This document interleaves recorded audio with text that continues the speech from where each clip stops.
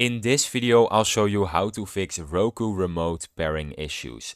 At the end of this video, I will also show you a picture of my dog, which you do not want to miss.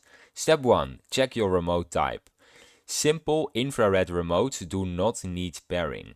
Just ensure a clear line of sight.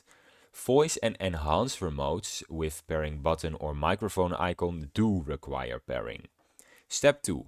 Power up the remote. Insert fresh batteries in your remote or fully charge if using a rechargeable model.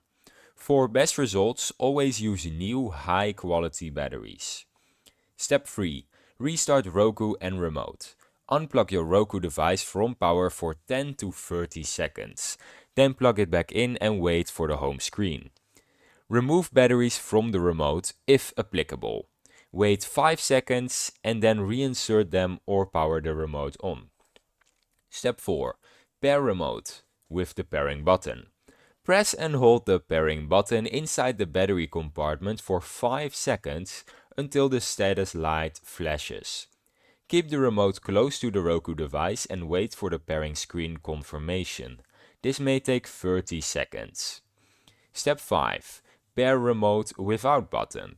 On remotes with no visible pairing button, press and hold home plus back together for 5 to 10 seconds until the top light flashes. Wait for the on-screen pairing confirmation. Step 6. Reset remote. Unplug the Roku device from power. Remove the remote batteries and wait 5 seconds. Plug the Roku back in, wait for the logo and then reinsert the batteries.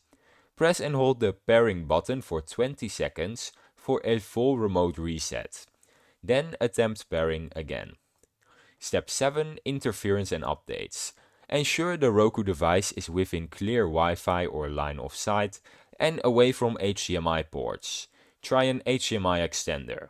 If possible, update Roku software via Settings, then System, and then System Update. Step 8. Use the Roku mobile app.